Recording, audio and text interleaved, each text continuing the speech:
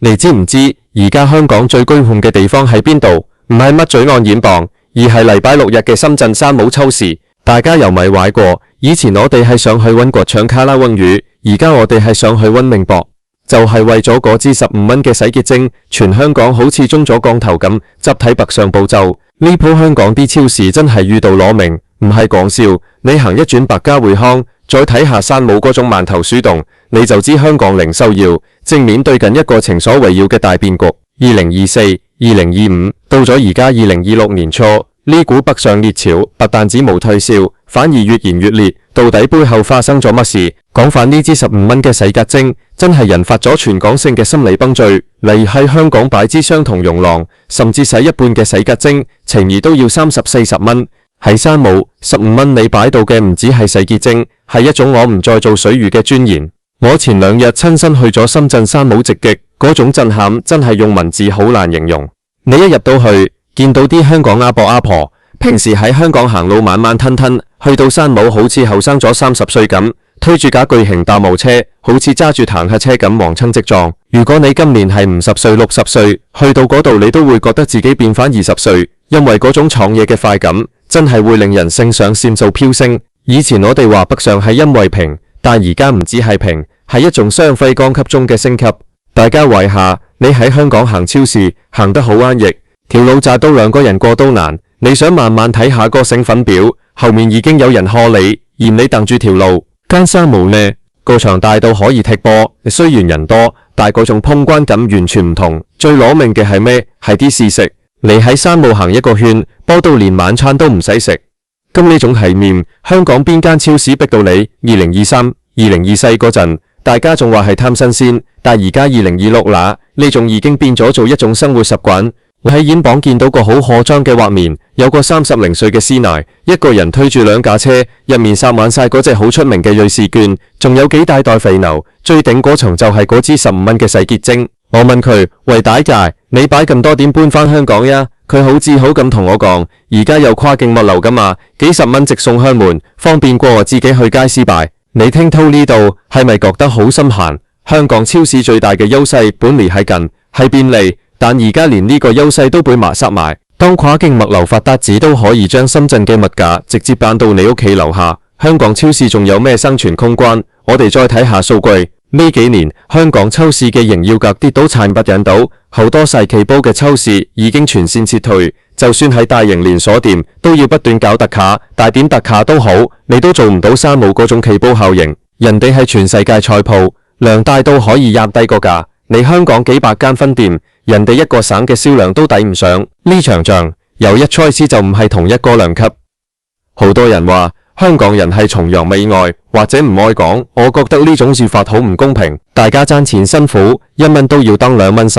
如果你屋企有老有嫩，今年你40歲，上有高堂下有妻兒，你每個月嘅開支係幾大吉力？同樣嘅錢喺香港只能夠擺到基本生存物資，但去到深圳你可以擺到生活品質。15蚊支洗潔精，30蚊一打雞蛋，幾十蚊一地燒雞，仲要有埋專車接送或者平價物流。如果你係收費者，你會點轉？呢個係好嚴厲嘅經濟學問題。我喺山姆嗰度仲見到好多後生仔，20幾歲嗰種，以前佢哋可能係去日本、去韓國旅行，而家佢哋覺得周末上深圳快閃1日，仲有意夢意。佢哋唔係擺洗潔精，佢哋係去擺網紅零食，擺嗰啲香港賺唔到嘅新奇嘢。香港嘅超市呢，10年如一日，你行入去，2016年係嗰啲貨，2026件仲係嗰啲貨，包裝都冇變過。對於追求新鮮感嘅後生仔嚟講，香港超市簡直就係老人院。咩配香港超市遇到攞命，仲有一個好關鍵嘅原因，就係服務。你喺香港超市得個職員問下嘢，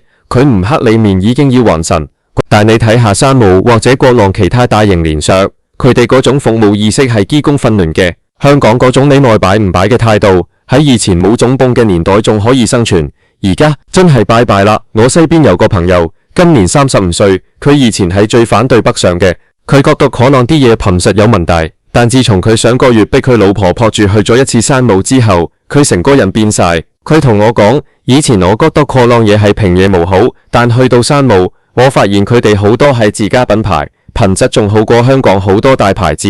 呢種觀念嘅轉變先係最可怕嘅。當香港中產階層開始接受內地品牌高便實低攀果呢個公式，香港零售業嘅最後一道防線就崩墜咗。其實我哋委深一層，點解一支洗潔精會引發全港暴走？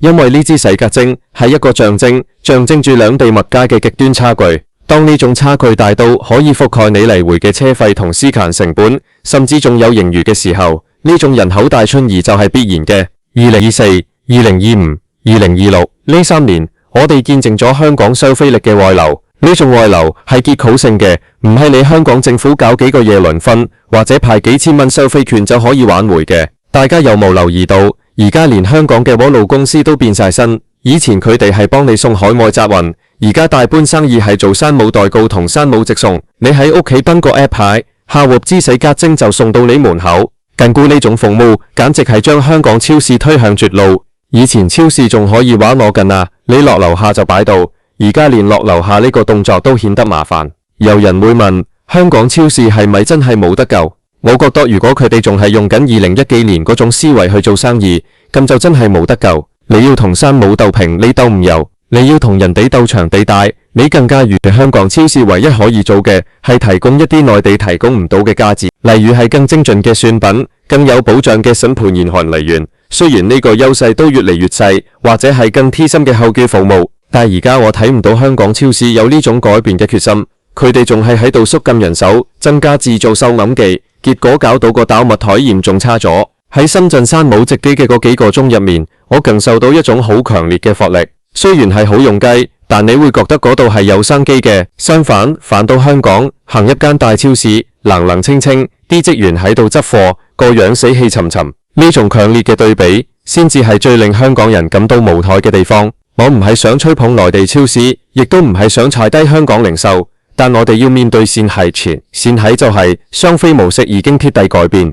如果你今年係50歲，你可能仲習慣去街市；如果你係40歲，你可能仲會去超市擺雜貨。但如果你係30歲、20歲，你嘅世界係無邊界嘅，邊度性價比高你就去邊度。支15蚊嘅洗潔精可能只係一個開始，之後可能係15蚊嘅洗頭水、15蚊嘅洗衣液。當每一件生活用品香港都要貴人哋1倍甚至2倍嘅時候，你叫香港人點樣留港消費？2026年初嘅呢場超市大戰，香港超市可以話係完敗。如果你仲係覺得香港人北上只係一時興起，咁你就真係太天真。呢種係生活習慣嘅重塑。以前我哋放假去尖沙咀、去洞溫灣，而家我哋放假去佛堂、去龍華。香港嘅商場空置率點解咁高？點解超市要全線撤退？答案就喺嗰支15蚊嘅洗潔精度。我想同啲香港超市嘅老闆講，唔好再怪租金貴，唔好再怪人工高，呢啲係試看，但唔係你唔進步嘅藉口。如果你唔能夠提供令消費者留低嘅理由，咁人哋搬走喺深圳係最合理嘅選擇。最後，我想問下大家，你上次喺香港超市擺嘢係幾時？你又係咪嗰啲會為咗支15蚊洗潔精衝上深圳嘅其中一員？其實我哋每一個人都係用緊自己手上嘅銀紙，為我哋想要嘅生活投票。香港零售業呢鋪係咪真係遇到攞命，定係可以喺絕境中求生？我哋拭目以待。但起碼喺呢一刻，我見到嘅係深圳嘅收緊機興唔停，而香港嘅超市勁到連支冷氣機響聲都聽得到。講翻嗰個場景真係好諷刺。如果你喺2024年，你同人講香港人會為咗擺洗潔精而專程坐1個鐘車過關，人哋會覺得你瘋。但去到2026年，呢個係常態。你甚至見到有啲旅行社竟然開咗山姆超市1日團，你冇聽錯，係旅行團。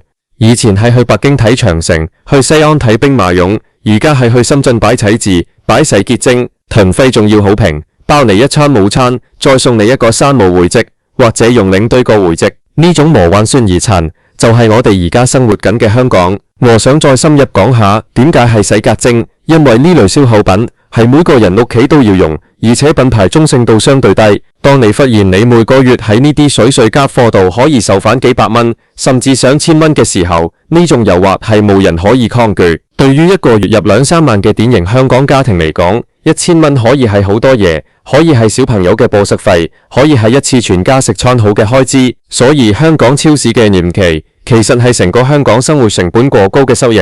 當物價、房價、租金都高到鐵離盤中嘅時候，盤中就會用腳投票。深圳三無只係一個出口，一個令香港人可以抖下氣，感受到生活甩激感清少少嘅出口。無論我喺三無出口嗰度見到幾個50幾歲嘅香港阿叔，一人一箱可樂，幾大袋通肉，坐喺商場門口食住個10幾蚊嘅熱狗，笑得好開心。嗰種開心係一種執到寶嘅滿足感。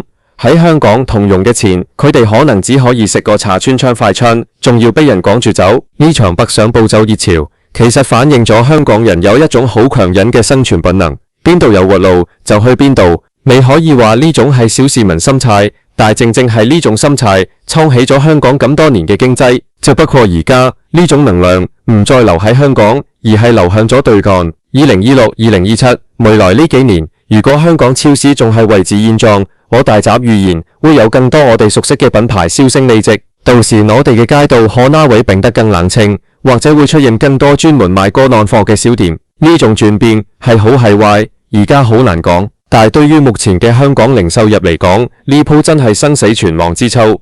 咁大家有冇發現，而家連啲長輩原本唔識用支付寶、唔識用微信支付嘅，而家全部學識晒。我阿媽今年65歲，以前叫佢用電子支付好似要佢命咁，而家去三無掃碼拎券俾錢，流暢到好似個後生仔咁。呢種科技普及，竟然係由一支洗潔精帶動嘅。你話係咪好諷刺？我喺深圳嗰日仲特登去咗幾間香港人開嘅代購店睇下，佢哋話而家生意好到接唔切單嘅，有啲店主30零歲，以前係做寫字樓工嘅，而家全職做三無代購，收入竟然仲高過以前。呢種經濟生態為源嘅移動，亦都係我哋需要關聯嘅點。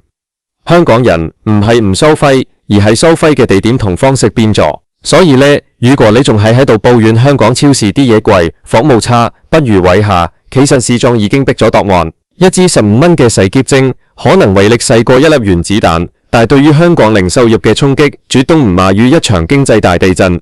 2026年初嘅呢場三無直擊，令我深深感受到時代真係變咗，而且係反唔到轉頭嗰種變。大家如果下次去深圳，不妨留意下身邊啲香港人，睇下佢哋嗰種戰鬥力，你就明白點解我話香港超市遇到攞命。呢個唔單止係破價戰，係一場關於生活品質、尊重同選擇權嘅戰爭。而暫時嚟講，勝負已經好明顯。最後我想講，無論你選擇留港收飛，定係北上收化，最緊要係自己覺得值。生活已經咁辛苦，拔到少少抵到爛嘅快感，其實都係一種環慰。至於香港啲超市，希望佢哋真係會痛定思痛，唔好再等啲客全線撤退先嚟後悔。15蚊嘅洗潔精係一個警號，亦都係一個時代嘅印記。我見到好多男友留言話，香港超市其實有好多隱藏嘅資生超市。咩叫資生超？就係你明明可以用一般價錢買到同樣嘅嘢，但你仲喺度交緊高昂嘅租金溢價。以前冇得轉，我哋只能夠乖乖交稅。而家有得轉，大家自然會覺醒。呢種覺醒，對於壟斷咗香港零售市場幾十年嘅大財團嚟講，絕對係最攞命嘅噩耗。所以話呢鋪香港超市真係遇得唔冤枉。嘅人哋三無開市客做緊嘅係將全球供應量發揚到極致，而香港超市仲喺度為緊點樣喺個貨架度殺多幾件過期貨。呢種差距唔係一兩日可以追到嘅。日超2026、2027，香港人嘅暴走會持續，甚至會變成一種生活嘅新常態。